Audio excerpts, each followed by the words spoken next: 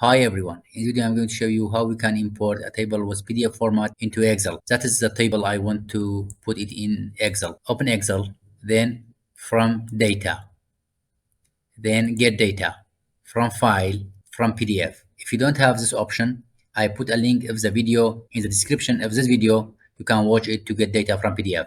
Now just click PDF. Find your PDF. My PDF is in desktop, this one, import. From here may give you many tables, but in this PDF I have only table 1. So you can click it, and for check you can watch it here. That is the right table I want. Just click load.